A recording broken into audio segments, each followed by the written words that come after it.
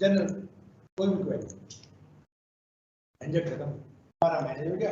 उन स्टाफ को मिली है, स्टार्ट कर दीजिए सर। Okay, thank you. जब तक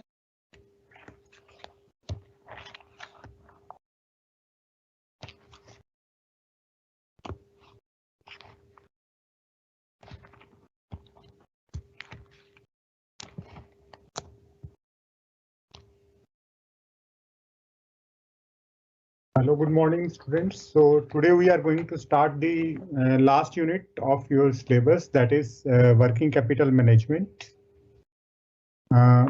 Working capital, as you know, is required for many purposes, like to meet the day-to-day requirements of any business. We need some cash. We also need to invest something in the raw materials. Also, we have some work in progress or semi-finished goods, finished goods, and we also are required to sell on credit basis. So that will generate debtors, and some cash in hand is also required. If you will add up all these things, it will give us a figure of gross working capital.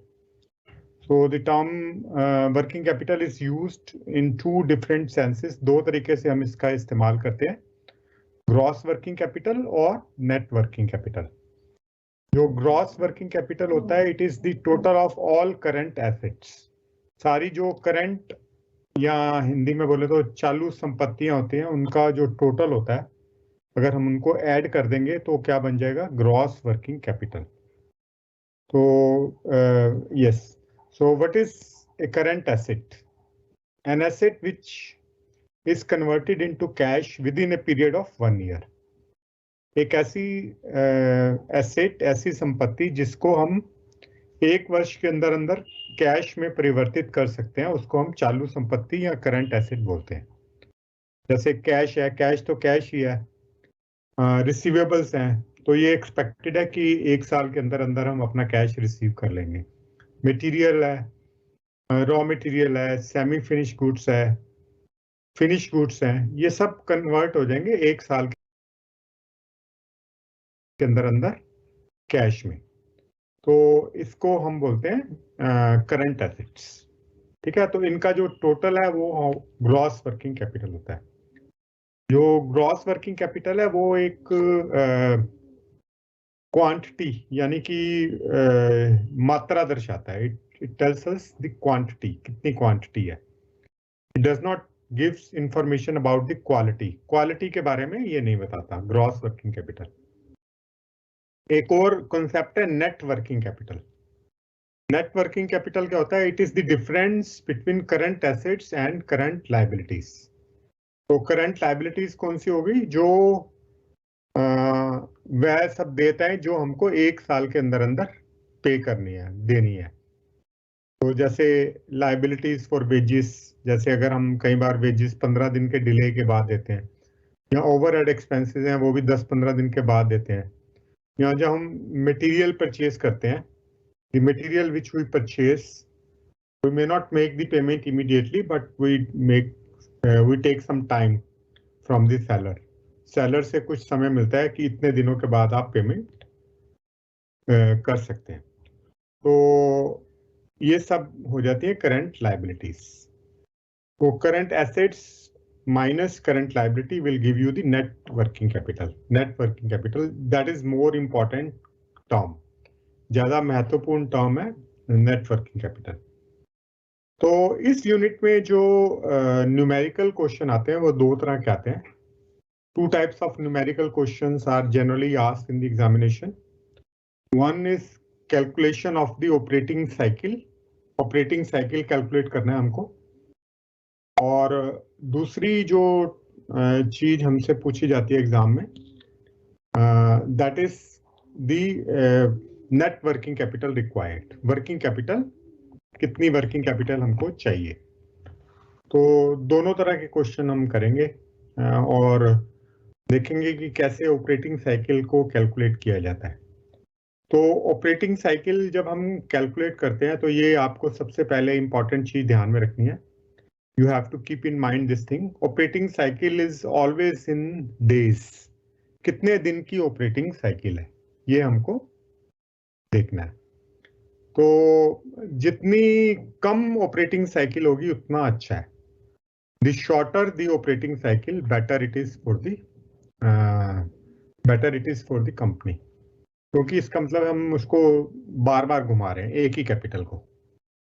तो अगर 360 दिन का साल है, operating cycle 90 दिन की है for example, तो इसका मतलब एक ही कैपिटल को हम साल में 4 बार घुमा सकते हैं. We can use and reuse and again use 4 times in a year. तो हमारा जो निवेश है वो कम होगा. तो पर्पस हमारा यही है कि हमको बहुत ज्यादा पैसा निवेश ना करना पड़े वर्किंग कैपिटल में. We should not invest too much money in the working capital. तो इसके लिए हमको ऑपरेटिंग साइकिल को छोटा करें, तो ये एक अच्छी बात है.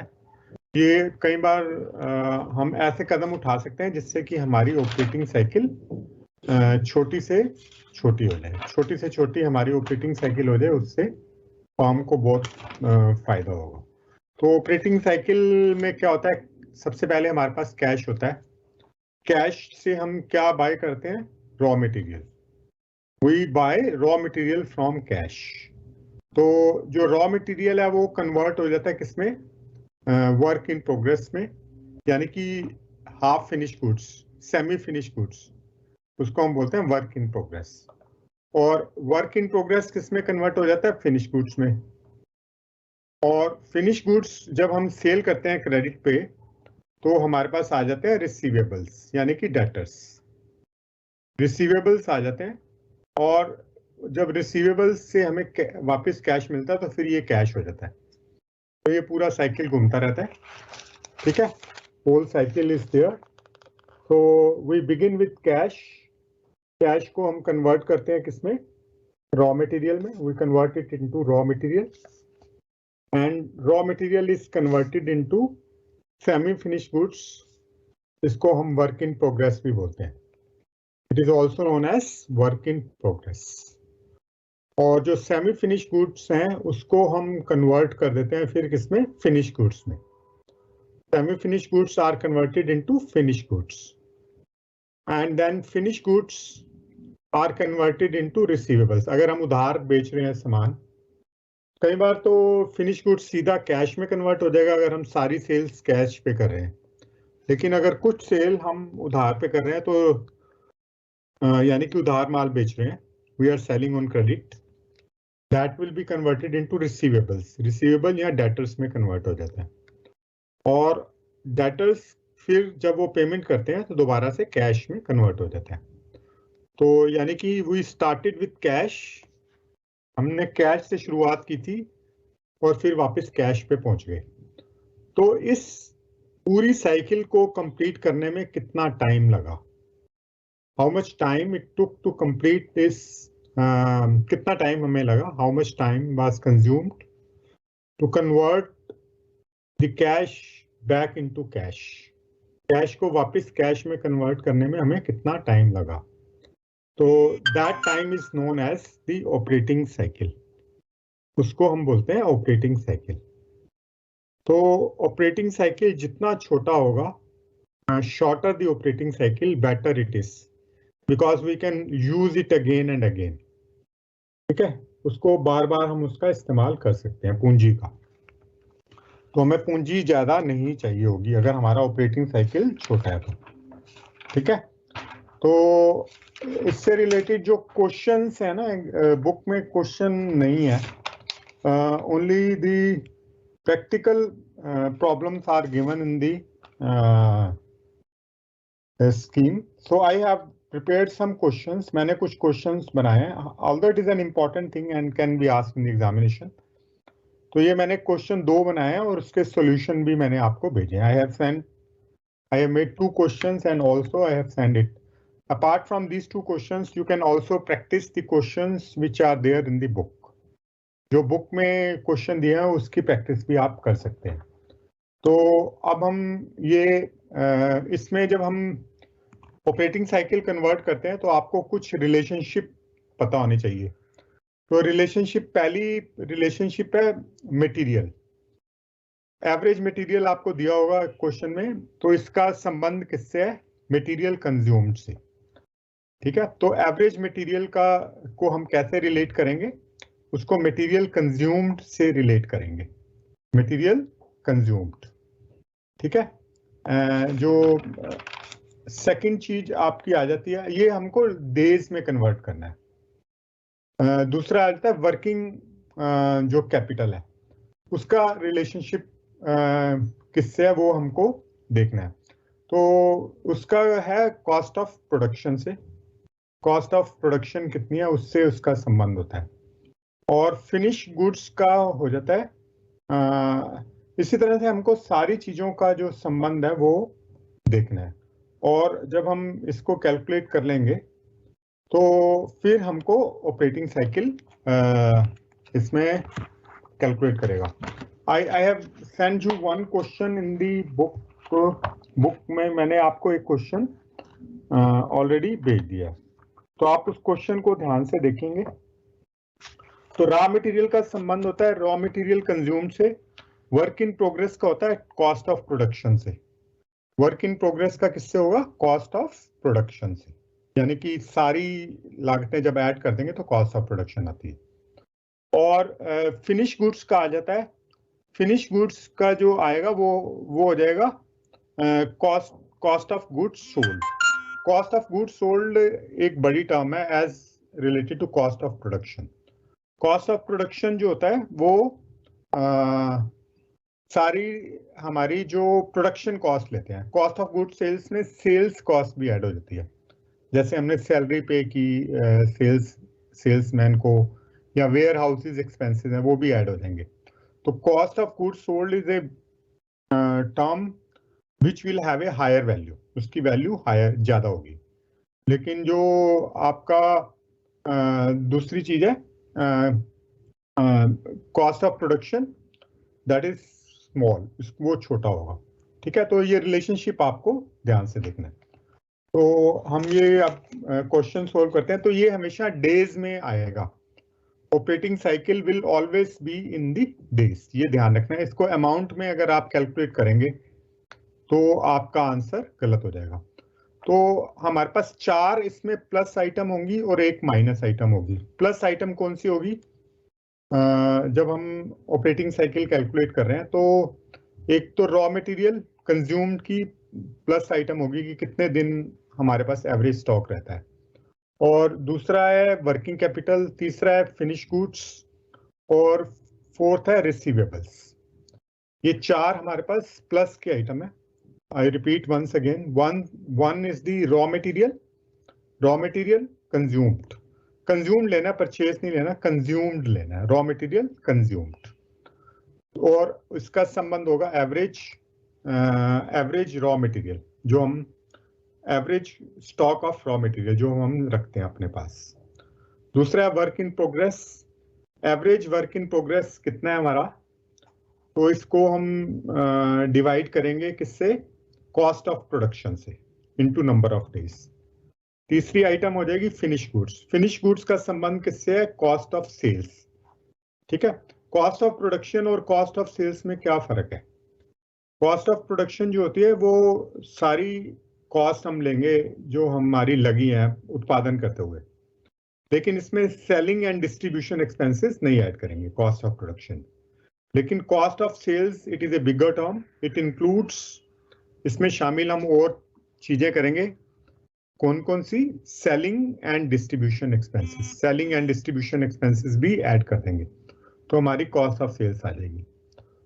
ठीक है, तो ये, और फिर लास्ट में जब हम आ जाएगा क्रेडिट सेल, जो रिसीवेबल्स है, रिसीवेबल का संबंध होगा हमारा क्रेडिट सेल्स से। कितने दिन की हम कितनी क्रेडिट सेल्स करते हैं और कितने हमारे रिसीवेबल्स हैं, इन दोनों का रिलेट करेंगे। ठीक है, तो अब हम ये क्वेश्चन करते हैं पहला। The question already is there in the group, सारे ग्रुप्स में जो भी आपके 6-7 ग्रुप्स बने हुए हैं। I have sent this question already in the group. We are required to calculate what? We are required to calculate the operating cycle. और ये बताना है कि ऑपरेटिंग साइकिल कितनी बड़ी है और एक साल में कितनी ऑपरेटिंग साइकिल होंगी, how many operating cycles will be there in a year. ठीक है, अगर तो क्वेश्चन में दिया होता है कितने डेज हैं तो हम वो वाले डेज लेंगे। अगर क्वेश्चन में दिया नहीं है कि कितने डेज, ओके, कितने डेज नहीं है तो हम 365 डेज लेंगे। ठीक है, कुछ क्वेश्चंस में ये स्पेसिफाई किया गया होगा कि आपके पास 360 दिन है, किसी क्वेश्चन में ये नहीं दिया होगा कि कितने दिन है। अगर ये दिन नहीं दिए हुए तो हम 360 लेंगे, और अगर डेज दिए हुए हैं तो इस क्वेश्चन में हमको डेज दिए हुए हैं 360। ठीक है, तो इस क्वेश्चन में हम डेज लेंगे 360।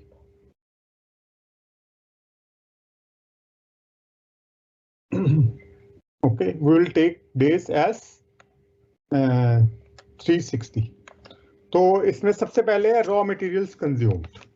रॉ मटेरियल्स कंज्यूम का जो हम देखेंगे कि एवरेज स्टॉक कितना है हमारे पास रॉ मटेरियल का, और टोटल रॉ मटेरियल कितने कंज्यूम्ड है। तो एवरेज स्टॉक दिया हुआ है 25,000, average stock is 25,000 and total raw material consumed is 3 lakh. 25,000 divided by 3 lakh into 360 into 360। 360 is क्या है, number of days in a year। 360 is the number of days in a year। Okay, तो ये हमारा जो average number of days आ जाएंगे 30.04। 30.04 will be the number of days। 30.04 will be the number of days। ठीक है, 30.04, तो raw material का आ गया 30.04। तो इसको हम 30 भी लिख सकते हैं, अगर आप 30 नहीं लिखना चाहते तो एग्जैक्ट डेज भी लिख सकते हैं, एग्जैक्ट पॉइंट भी लिख सकते हैं। आप इसको राउंड ऑफ करके 30 भी कर सकते हैं। सेकंड है work in progress. Work in progress, तो वर्क इन प्रोग्रेस का स्टॉक कितना हम रखते हैं, 15,000 का। इसका संबंध किसके साथ है, कॉस्ट ऑफ प्रोडक्शन से। इसका संबंध है कॉस्ट ऑफ प्रोडक्शन से। Work in progress divided by cost of production into number of days 360। तो ये आ जाएगा 15,000 divided by 2,50,000 divided by 2,50,000 into number of days है 360। तो ये आ गया 18.25, सॉरी 21.9। ये आ गया आपका 21.9। इसको हम 22 भी लिख सकते हैं। You can also write it as 22। ठीक है, you can round it off to 22। जो थर्ड है फिनिश गुड्स। फिनिश गुड्स का जो हमारा संबंध है वो किसके साथ, finished goods have a relationship with what? Finished goods have a relationship with cost of production, cost of goods sold, sorry, cost of goods sold. Cost of goods sold is a bigger item, cost of goods sold. Okay, so cost of goods sold is 4 lakh and the finished goods which we have to keep in stock is 20,000. Finished goods which we have to keep as stock is 20,000 and the cost of production is given 4 lakh, so it will be 18.25। तो आप इसको 18 भी लिख सकते हैं, 18.25 भी लिख सकते हैं, जैसे आपको ठीक लगे। और फोर्थ है आपका डेटर्स कलेक्शन पीरियड। तो ये ऑलरेडी इसमें हमको कैलकुलेट नहीं करना, already it is given readymade, अपने आप दिया हुआ है, बिना कैलकुलेशन के ही हम इसको लिख सकते हैं सीधा। तो 45 डेज का है debtors collection period, it is given 45 is given, this is 45। We need not make any calculation, कोई कैलकुलेशन करने की आवश्यकता नहीं है। तो हम इसको ऐड कर लेंगे, तो सारी चीजों को अगर हम ऐड करेंगे तो ये आ जाएगा 115.55, 115.55। तो ये आपका आ गया debtors collection period. sorry, this is the total of all the current assets. Current assets का जो operating cycle है वो इतना है, minus जो हमें credit मिला है, the credit period which we are being allowed by the creditors. तो creditors हमको 30 दिन का टाइम दे रहे हैं पेमेंट करने का, तो वो माइनस हो जाएगा. हम 115 दिन, दूसरों हमारा खर्चा है 115 दिन, लेकिन 30 दिन हमें उधार भी मिल रहा है, तो नेट ऑपरेटिंग साइकिल आ गया 85 डेज. 85.55 या 85 भी लिख सकते हैं, कोई वो नहीं है. तो ऑपरेटिंग साइकिल इज 85 डेज. तो इसका मतलब है एक ऑपरेटिंग साइकिल अगर 85 डेज चलती है तो साल में कितनी ऑपरेटिंग साइकिल चलेंगी? तो साल में दिन कितने दिए हुए हैं? How many days are given? Days are given as 360. 360 कर दीजिए आप इसको. The number of days given are 360 and one cycle is of 85 days. So this will be 4.26. 360 days कर दो, मैंने 365 लिख दिया था गलती से, लेकिन 360 ही लिखना है क्योंकि साल में दिन दिए हुए हैं क्वेश्चन में 360. Yes, 360 is given. अगर नहीं दिया होगा तो हम 365 से करेंगे, लेकिन अगर क्वेश्चन में दिया हुआ है तो हम 360 ही करेंगे इसको. तो 4.26 साइकिल्स घूमेंगी. तो यानी कि एक साइकिल 85 डेज लेती है, तो अगर मान लीजिए एक साइकिल 90 दिन लेती होती इसी क्वेश्चन में तो 4 साइकिल हो जाती, लेकिन 85 डेज है तो 4.26 साइकिल्स चलेंगी. तो मैंने आपको पहले ही बताया, जितना ऑपरेटिंग साइकिल्स ज्यादा होंगी ना उतना ही फर्म के लिए अच्छा है. ऑपरेटिंग साइकिल्स ज्यादा हों. ऑपरेटिंग साइकिल्स ज्यादा कब होंगी? जब हमारा ऑपरेटिंग साइकिल पीरियड वो है वो हमारा कम है. तो कम होगा तो ऑपरेटिंग साइकिल्स ज्यादा होंगी. तो ऑपरेटिंग जो साइकिल है उसको हमने छोटा से छोटा करना है, लेकिन नंबर ऑफ साइकिल्स तभी बढ़ेंगी. ठीक है, अब एक और क्वेश्चन कर लेते हैं. We do one more question. Okay. Yes, one more question we are doing.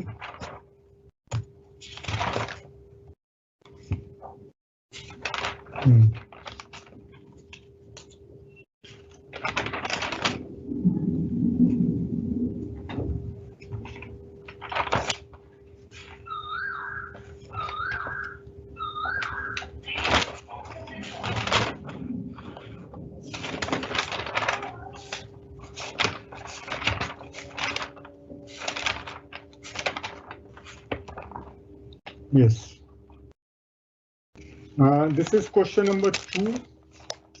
Already I have sent to you the question number. Second question I have already sent to you. Okay. So in this question, using the following data, calculate the working capital cycle for XYZ Limited.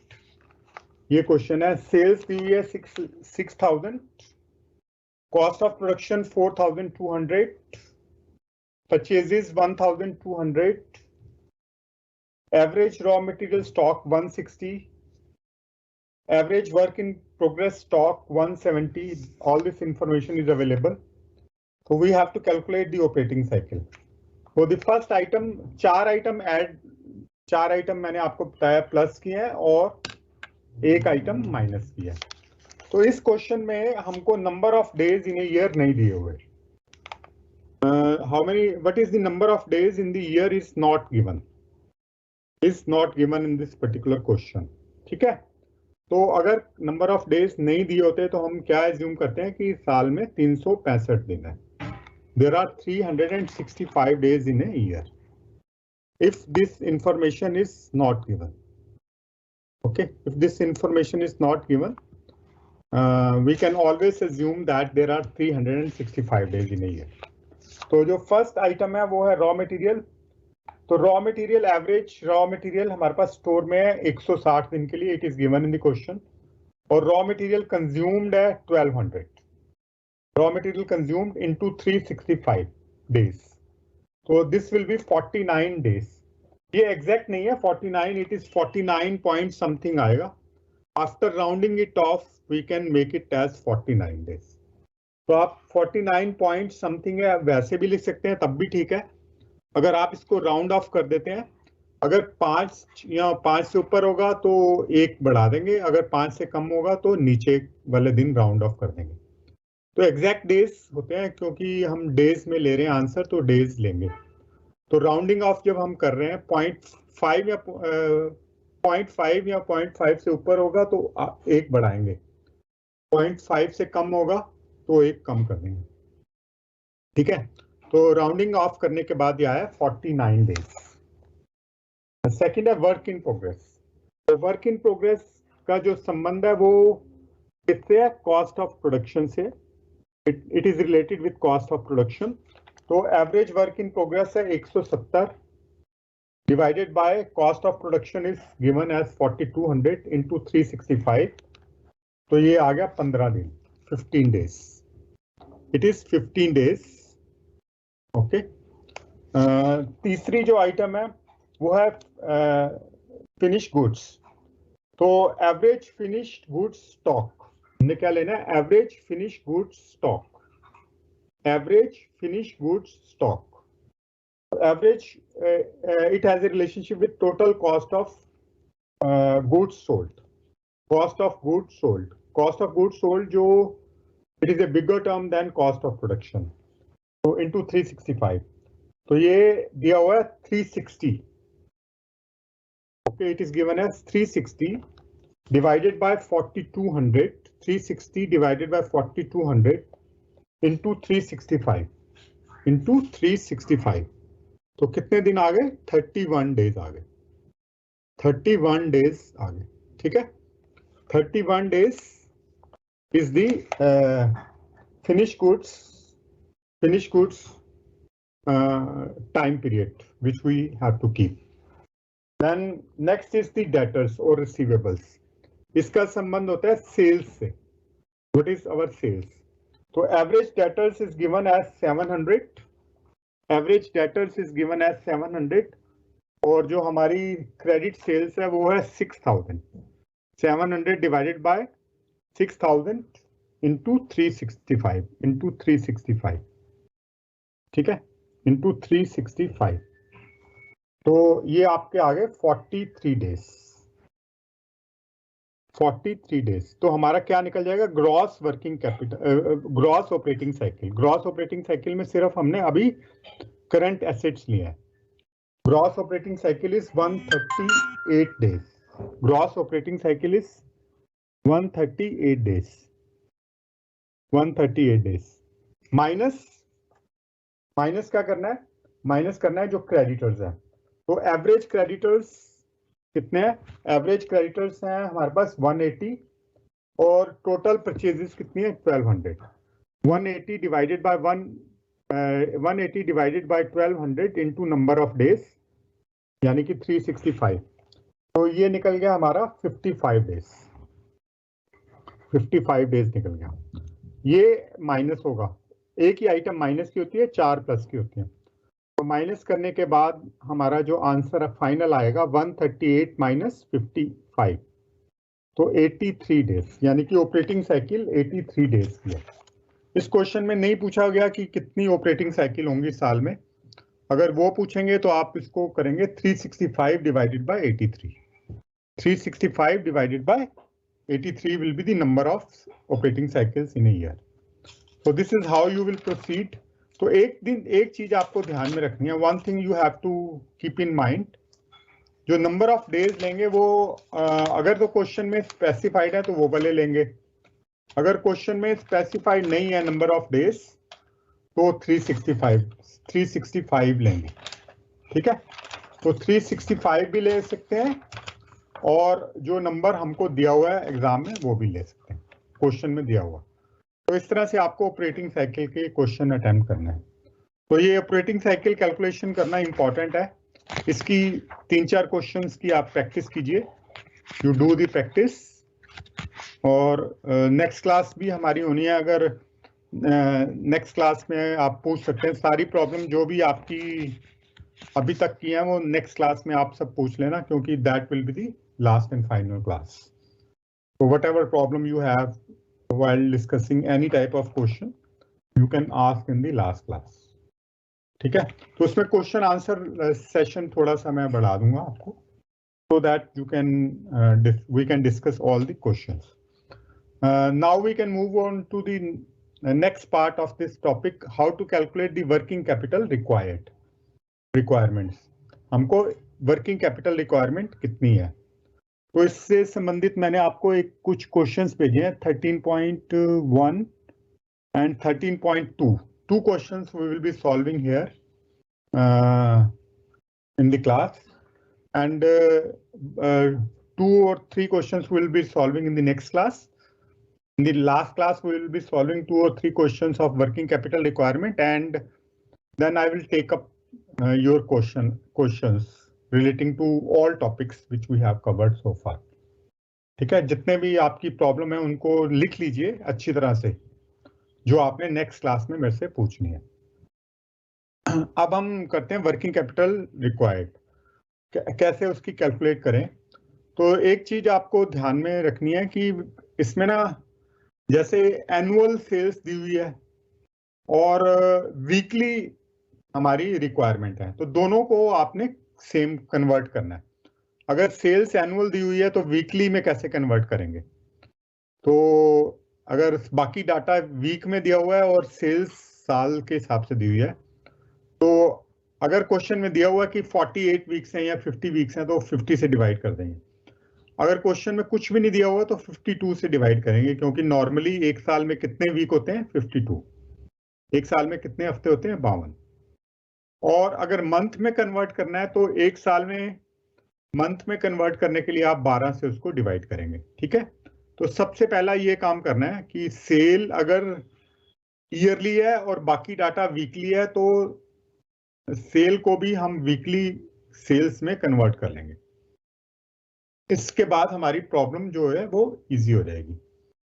ठीक है, तो अब हम question करते हैं 13.1। इसमें जो annual sales दी हुई है वो 52,000 यूनिट्स की है। एनुअल सेल्स कितनी है 52,000, 52,000।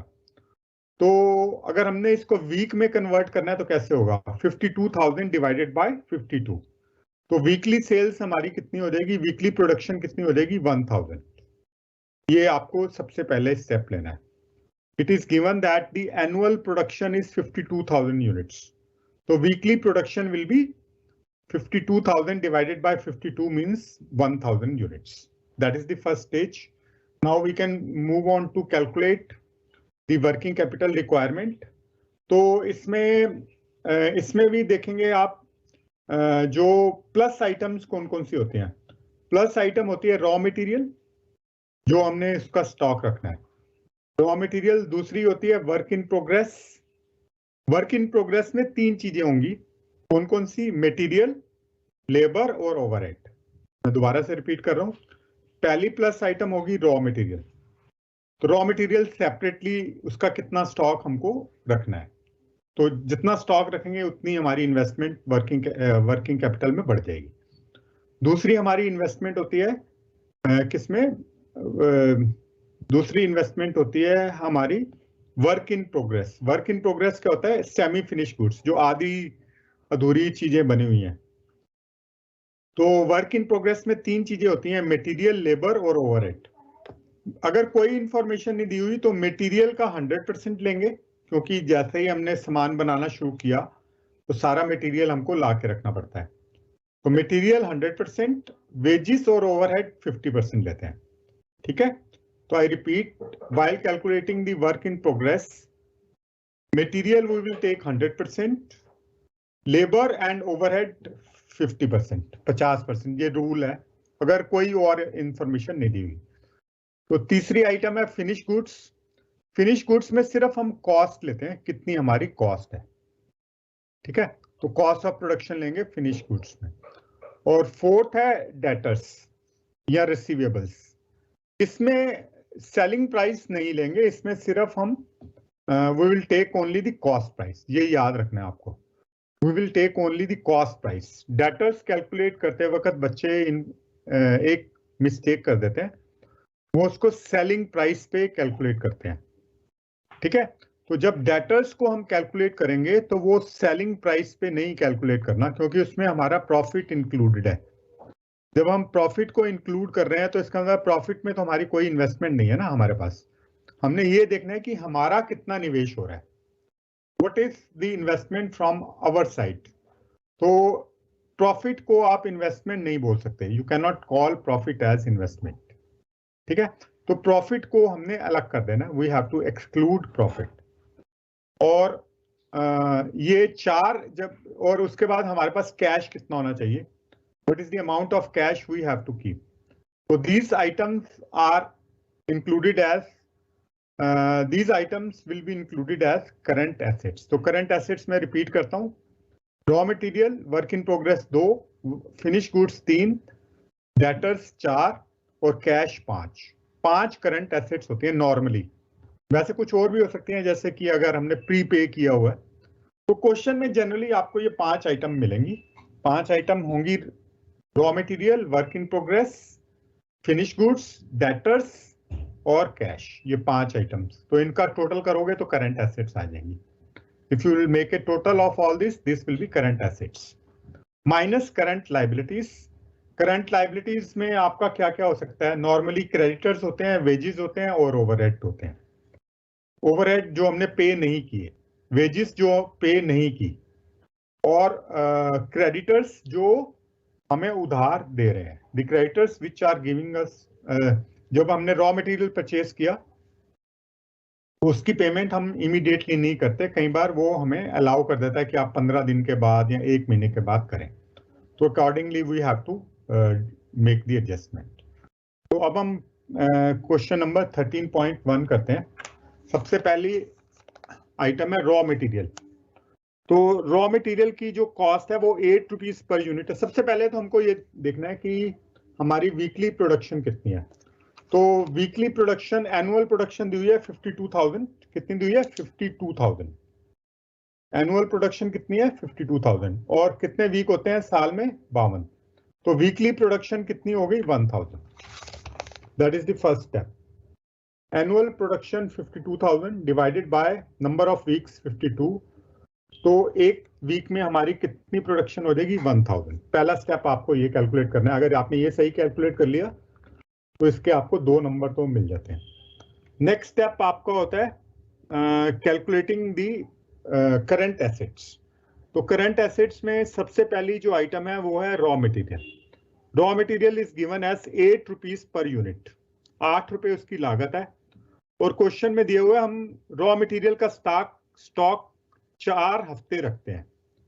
रॉ मटेरियल का स्टॉक हम क्वेश्चन में दिया हुआ कितने हफ्ते रखते हैं? 4 वीक्स तक हम उसका स्टॉक रखते हैं। तो 4 इंटू वीकली प्रोडक्शन 1000, ठीक है, वीकली प्रोडक्शन आ गई 1000 इंटू 8 क्या है? प्राइस। 8 रुपए उसका क्या है? प्राइस है। तो 3 चीजें आ गई इसमें। स्टॉक कितने दिन के लिए रखते हैं? 4 वीक के लिए 4। और 1 वीक में कितनी है? 1000। और 1 यूनिट की कॉस्ट क्या है? 8। तो 8 इंटू 4 इंटू 1000, 32,000 रुपीज आ गया रॉ मटेरियल। इसी तरह से सेकंड जो आइटम है वो है work in progress. The second item is work in progress. तो वर्क इन प्रोग्रेस में मैंने आपको बताया 3 चीजें होती हैं। तो वर्क इन प्रोग्रेस लिखा हुआ है, work materials are in process on an average for 2 weeks. 2 weeks के लिए हमको वर्क इन प्रोग्रेस रखना है। तो वर्क इन प्रोग्रेस में 3 चीजें इंक्लूड होंगी। कौन कौन सी? पहली चीज होगी मटेरियल, दूसरी चीज होगी लेबर और तीसरी चीज होगी ओवरहेड। मटेरियल तो पूरा मटेरियल इज फॉर 100% मटेरियल लेंगे। तो इसको हम कैसे कैलकुलेट करेंगे? वर्क इन प्रोग्रेस को 3 पार्ट में कैलकुलेट करेंगे। We will calculate it in 3 parts. We will divide it into 3 parts. तो इसका पहला पार्ट है material. Material is 8 into 1000 into 2 weeks. 2 क्या है? वीक्स है। तो ये आपका आ गया 16,000। ठीक है, 1000 इंटू 8 इंटू 2। सेकेंड है आपका ओवरहेड। ओवरहेड है 2 रुपीज पर यूनिट। तो ये भी आ जाएगा 1000 इंटू 2 इंटू 2 डिवाइडेड बाय 1/2। ये डिवाइड क्यों किया है 1/2 से? क्योंकि मैंने आपको बताया कि वर्क इन प्रोग्रेस में हमारी इन्वेस्टमेंट 50% है, ये हमारी एजम्पशन है, यही एजम्पशन स्टैंडर्ड है, यही एजम्पशन हमेशा चलती है, इसलिए इसको 1/2 से डिवाइड किया। 1/2 मीन्स 50%। तो इसका मतलब ये हो गया कि इसमें जो ओवरहेड्स में हमारी इन्वेस्टमेंट है वो है 2000। वर्क इन प्रोग्रेस का जो ओवरहेड्स में इन्वेस्टमेंट है वो 2000। थर्ड पार्ट हो गई हमारी लेबर। लेबर भी इसकी कॉस्ट है 6 रुपीज। तो हम कैसे कैलकुलेट करेंगे? 1000 into 2 weeks into 6 divided by 1/2। 1/2 से क्यों डिवाइड किया है? क्योंकि ये 50% इन्वेस्टमेंट है, तो इसकी जो कॉस्ट आ गई है वो 6000 आ गई। ठीक है, तो तीनों आइटम्स को अगर हम ऐड करें 16 और 2 18 और 6 24, तो वर्क इन प्रोग्रेस में हमारी टोटल इन्वेस्टमेंट है 24,000। Our total investment in work in progress is, ठीक है, 24,000। थर्ड आइटम है फिनिश गुड्स। फिनिश गुड्स हम ऑन एन एवरेज कितना स्टॉक में रखते हैं? 6 वीक्स के लिए। तो एक यूनिट की कॉस्ट कितनी है? 16। 8 और 2 10 और 6 16, ये दिया हुआ है। Total cost is 16, it is given in the question. तो हम इसको इजीली कैलकुलेट कर सकते हैं। 1000 इंटू 16 इंटू 8। 8 क्या है? क्योंकि हम 8 हफ्ते तक फिनिश गुड्स का स्टॉक रखते हैं, तो इसकी टोटल वैल्यू आ गई 6 वीक्स है। 6 is, we keep it in the stock on an average for 6 weeks. तो 16 इंटू 6 इंटू 1000 96,000 आ गया। फिर लास्ट आइटम, नेक्स्ट आइटम हमारी आ जाती है रिसीवेबल्स। तो credit allowed to the customers is for 8 weeks, यानी कि हम अपने ग्राहकों को 8 हफ्ते का उधार देते हैं। We give a credit of 8 weeks to our customers. कैसे कैलकुलेट करेंगे? 16,000 into 8, sorry 1,000.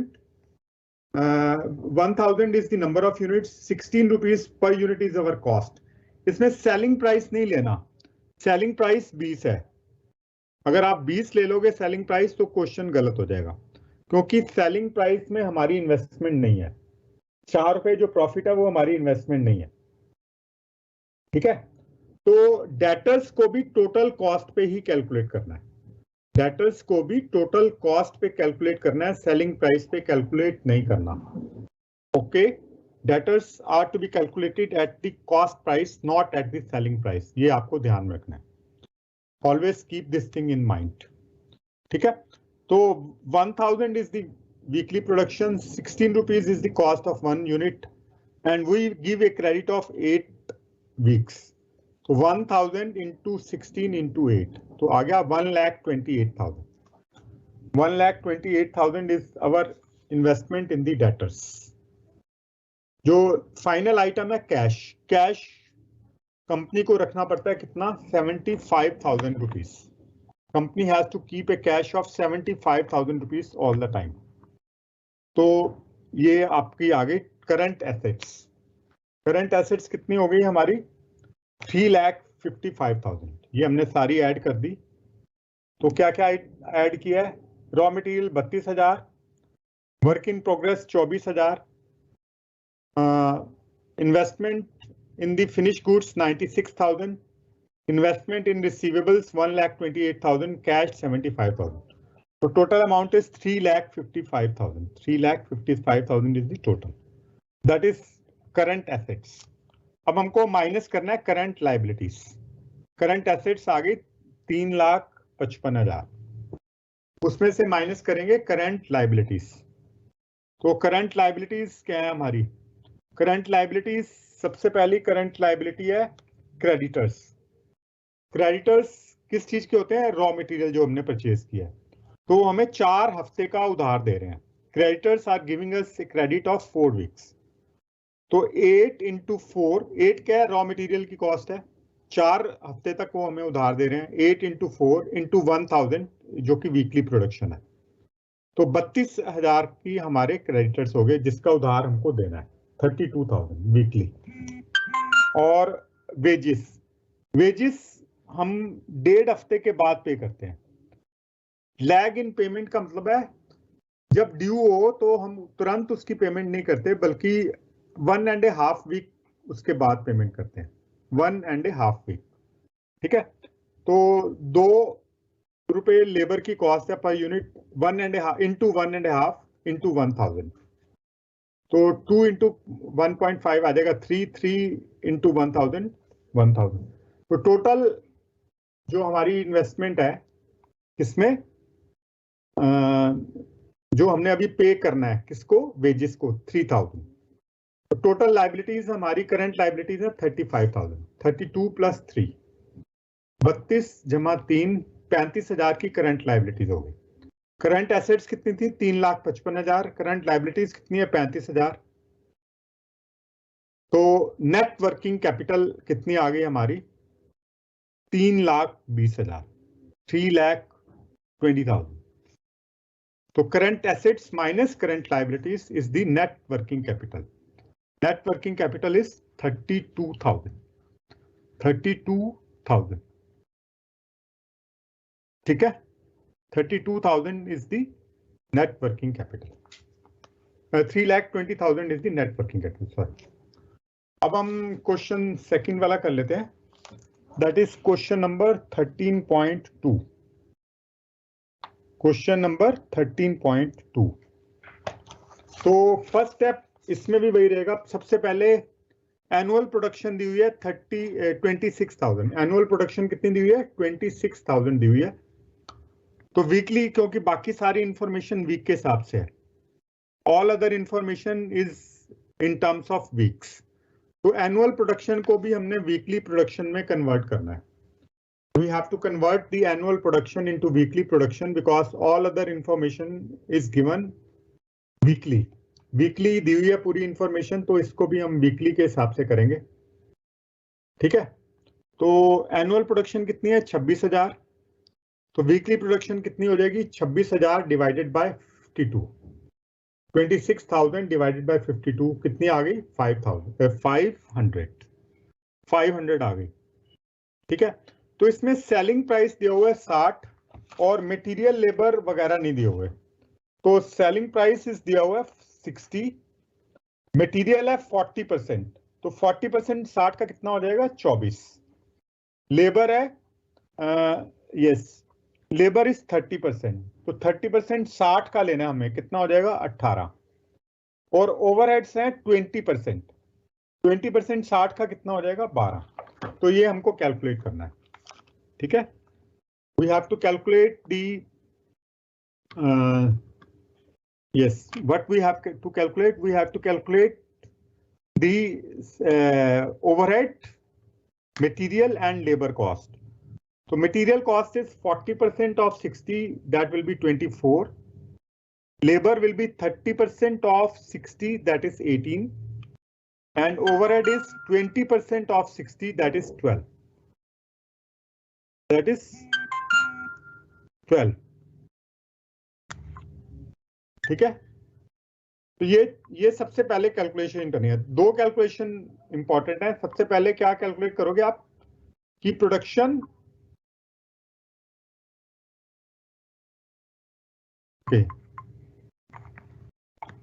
ठीक है। तो सबसे पहले प्रोडक्शन कितनी वीकली है, वीकली प्रोडक्शन है 500। मटेरियल की कॉस्ट कितनी होगी पर यूनिट, 24। लेबर की कितनी हो गई, 30%, 18। ओवरहेड्स की 20% है, कितनी हो गई, 12। तो ये चीजें हमने कैलकुलेट कर ली। तो अब ये हमारा क्वेश्चन जो है वो बिल्कुल वैसे ही हो गया जैसे हमने पिछला क्वेश्चन किया था। The question will be same as we did the previous question. So the solution I have already send to you.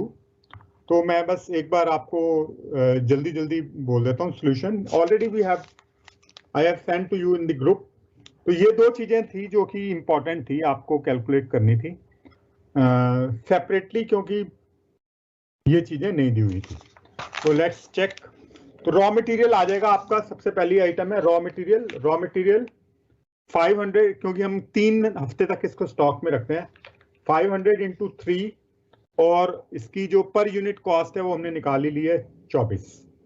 तो 500 इंटू 3 इंटू 24, तो 36,000 आ गई। सॉरी, ये आ गई आपकी रॉ मटेरियल है 4 weeks, raw material in stock हाँ इस 3 वीक्स, 3 वीक्स तो आ गई 36,000 आ गया। सेकंड आपका आ जाता है work in progress. Work in progress 4 weeks के लिए है।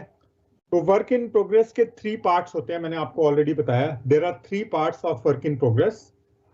First part is material, material को 100% लेना है। लेबर एंड ओवरहेड्स को 50% लेना है। लेबर एंड ओवरहेड को 50% लेंगे। Work in progress has 3 components in it. तो ये 4 हफ्ते तक इसको स्टॉक में रखना है। We have to keep it in the 4 weeks. तो सबसे पहले material, material will be 24 into 4 into 500, तो ये 48,000 आ गया। 24 into 4 into 500। ओवरहेड, ओवरहेड यानी कि 50% ही लेना है हमको। तो ओवरहेड की कॉस्ट है सॉरी लेबर की कॉस्ट, पहले लेबर ले लेते हैं। लेबर की कॉस्ट है 30% यानी कि 18 रुपए। तो ये हम कैसे कैलकुलेट करेंगे? 500 into 18 into 4 डिवाइडेड बाय 1/2। एक बात है 2 से क्यों किया? क्योंकि इसका 50% ही लेना है हमको, इसका हमको 50% ही लेना है। तो ये 18,000 आ गया, 18,000 आ गया। Next item is yes the next item is overhead, जो कि इसका तीसरा कंपोनेंट है। ओवरहेड का भी 50% ही लेना है हमको। We have to take only 50% of the overheads. We have to take only 50% of the overhead. Overhead का सिर्फ 50% ही हमको लेना है। तो ओवरहेड की कॉस्ट है 12 रुपए। तो इसी तरह से हम इसको कर लेंगे 500 गुना 4 इंटू 12 डिवाइडेड बाय 1/2। तो ये हमारी कॉस्ट जो आ गई ओवरहेड की कॉस्ट आ गई 12,000। तो total cost work in progress में जो हमारी इन्वेस्टमेंट है वो है 78,000। सेकेंड आइटम आ गई। थर्ड आइटम है finish goods. Finish goods easy है, 500 इंटू 500, ये दो वीक्स के लिए स्टॉक में रहती है इंटू कॉस्ट। तो इसमें कॉस्ट तीनों लेंगे हम, labour overhead material. Labour overhead material, material 24, overhead 12 और लेबर 18, तीनों को ऐड करेंगे तो 54 आ जाएगी। तो 54 कैसे आया? Labour plus material plus overhead, 12 plus 18 plus 24, तो 54 रुपीज पर यूनिट कॉस्ट। तो 500 इंटू 2 इंटू 54, तो ये आपकी आ गई 54,000। तो हमारी ओवरऑल इन्वेस्टमेंट है जो फिनिश गुड्स में वो है 54,000। नेक्स्ट आइटम है क्रेडिटर्स। क्रेडिटर्स को हम 5 हफ्ते का उधार देते हैं। We give credit to the debtors for 5 weeks। तो उसमें भी हमारी कॉस्ट ऑफ प्रोडक्शन ही लेंगे, सेलिंग प्राइस नहीं लेंगे, ये ध्यान रखना है। कॉस्ट ऑफ प्रोडक्शन ऑलरेडी हमने निकाल लिया 54। तो ये आ जाएगा 500 इंटू 5 वीक्स के लिए उधार दे रहे हैं, 54 रुपीज हमारी कॉस्ट है। तो ये आ गई 1,35,000, 1,35,000। ठीक है। और कैश हमको मेंटेन करना है 32,000, ये क्वेश्चन में दिया हुआ है। Cash in hand is expected to be 32,000, ये क्वेश्चन में दिया हुआ है। तो टोटल करंट एसेट्स आ गई 3,35,000। 3,35,000 हमारी करंट एसेट्स आ गई। तो इसी तरह से हमारी लायबिलिटीज हैं। तो क्रेडिटर जो हमें उधार देते हैं वो 3 वीक के लिए देते हैं। किस चीज का उधार देते हैं? रॉ मटेरियल का। तो 3 इंटू 24 इंटू 500, 3 इंटू 24 इंटू 500, तो ये हमारा आ जाएगा 36,000। 36,000 का हमारे जो क्रेडिटर्स हो गए 36,000। ठीक है। Lag in the payment of wages and overheads 2 weeks. तो वेजेस है वो 2 हफ्ते के बाद हम उसकी पेमेंट करते हैं, और ओवरहेड की पेमेंट भी 2 हफ्ते के बाद करते हैं। तो ये करंट लायबिलिटीज हो गई। तो पहले वेजेस का देख लेते हैं। वेजेस की कॉस्ट पर यूनिट है 18, 500 गुना 18 इंटू 2, 500 गुना 18 इंटू 2, तो ये 18,000 आ गए। तो इसी तरह से ओवरहेड की भी पेमेंट हम 2 वीक के बाद करते हैं। तो 500 इंटू 2 इंटू 12, तो ये 12,000 आ गया। तो टोटल करंट लाइबिलिटीज आ गई हमारी 66,000। Total current liabilities are 66,000। तो नेट वर्किंग कैपिटल हो गया। Net working capital is 3,35,000 minus 66,000। 3,35,000 minus 66,000, तो ये आ गया 2,69,000। तो ये 2,69,000 हमारी वर्किंग कैपिटल में इन्वेस्टमेंट हो गई। ठीक है, तो इसके एक या दो क्वेश्चन हम नेक्स्ट क्लास में भी कर लेंगे, और उसके बाद में आपकी सारी जो क्वेरीज हैं, क्वेश्चंस हैं, वो आपसे पूछूंगा। जो भी आपकी सिलेबस से रिलेटेड कोई भी क्वेश्चन होगा वो डिस्कस कर लेंगे। Now it is the time for question and answer. आपकी जो भी क्वेश्चन हैं आज के टॉपिक से related, you can ask.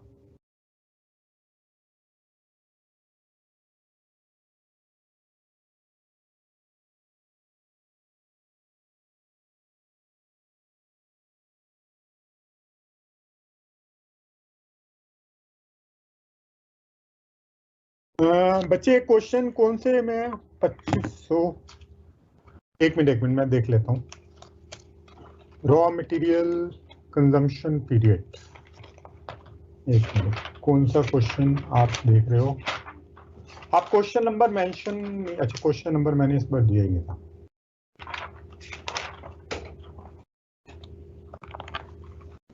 Hmm, 25,000 into,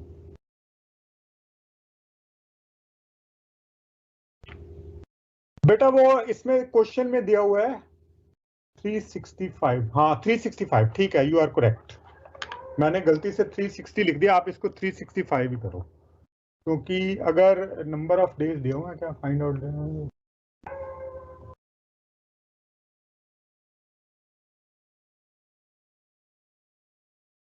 हाँ 365 से ही करो आप, 360, क्योंकि इसमें अगर क्वेश्चन में नंबर, आप ध्यान रखना है, number of days are given तो 360 लेंगे, अगर नॉट गिवन 365। मैंने हो सकता है कि एक आध प्रॉब्लम में कुछ डिफरेंट कर दिया हो, बस आपको ये ध्यान रखना है कि अगर नंबर दिए हैं तो 360, जो भी नंबर दिया हुआ है, नंबर नहीं दिया तो 365। ठीक है, बाकी आपका फॉर्मूला सही है Ravishankar. Yes, if we round off the days after calculating, total करने पर एक दो दिन का डिफरेंट भी, तो हाँ एक दो दिन का नहीं, पॉइंट्स का डिफरेंट आ सकता है, जैसे 0.4, 0.3। अगर आप एग्जैक्ट आंसर भी लिख सकते हैं, राउंड ऑफ मत करिए, it is up to you, you may और यू मे नॉट। अगर आप राउंड ऑफ नहीं करेंगे तो टू दी पॉइंट आंसर आ जाएगा, दैट विल बी ओके। लेकिन अगर आप राउंड ऑफ करते हैं तो मार्क्स नहीं डिडक्ट होते। ठीक है, अगर आप राउंड ऑफ करते हैं तो मार्क्स एग्जाम में डिडक्ट नहीं होते। अगर आप राउंड ऑफ नहीं भी करते, पॉइंट्स में आंसर लिखते हैं तो भी ठीक है, वो भी आपको पूरे नंबर मिलेंगे। ठीक है, तो राउंड ऑफ लेकिन ध्यान से करना है, जब आप राउंडिंग ऑफ कर रहे हो तो 0.5 को तो ऊपर लेके जाना है, 0.5 से नीचे है तो कम कर देना।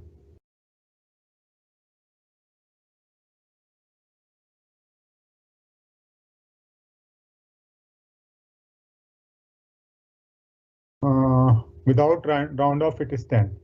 तो मैंने आपको बताया बच्चे कि राउंडिंग ऑफ जो है वो ऑप्शनल है, क्योंकि ये डेज में आ रहे हैं ना, इसलिए हम इसको राउंड ऑफ कर देते हैं। अगर आप राउंड ऑफ नहीं भी कर रहे तो दोनों आंसर आपके करेक्ट होंगे। ठीक है, बहुत आंसर, क्योंकि आप अगर शुरू से लेके लगातार राउंडिंग कर रहे हैं। हाँ, फॉर्मेट इसमें कोई definite hard and fast format नहीं है, इसको स्टेप बाय स्टेप ही दिखाना है, कोई हार्ड एंड फास्ट इसका फॉर्मेट नहीं होता। तो रिगार्डिंग फॉर्मेट, ये भी फॉर्मेट सही है, कोई प्रॉब्लम नहीं है। I hope I have answered your queries. Format ऐसा ही रहेगा सर जी। हाँ, इसका फॉर्मेट से कोई भी इसका खास रिलेशंस नहीं है, बस आपको कैलकुलेशंस एक्यूरेट करके दिखानी है आप। Yes, any other question from any other student, please feel free. Hello.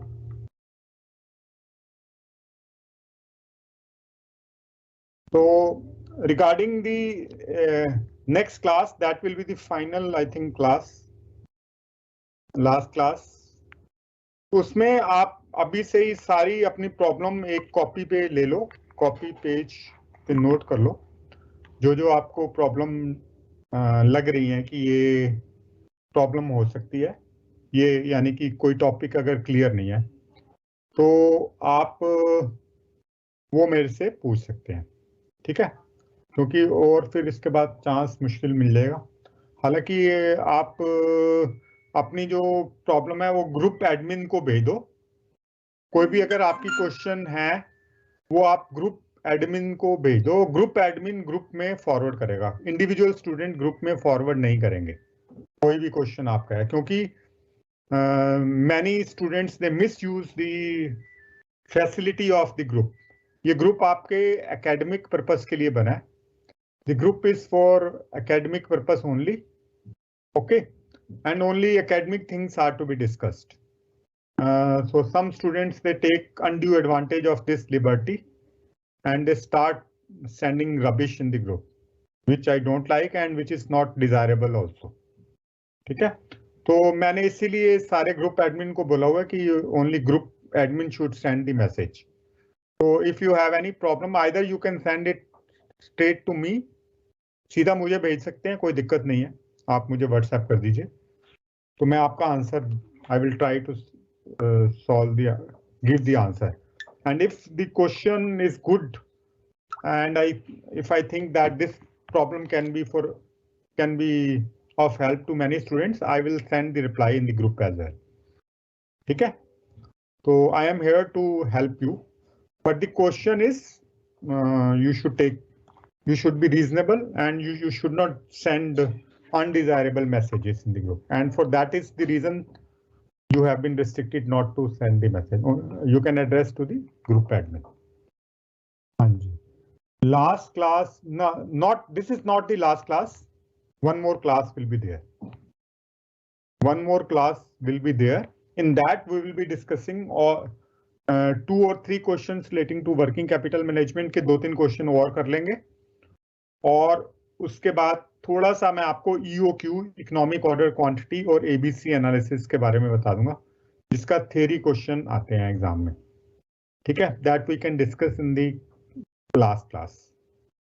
I think that next class will be the last class, not today, one more class is there. Yes, any other question from any other student? Hello. Okay, so thank you very much. We'll discuss the remaining things in the next class. Anji, Lata madam, can you hear me? Hello. Hello. Lita madam. Hello, हाँ नमस्कार sir, close कर दूं आपकी class को. I am going to close. Thank you. Thank you sir, thank you very much.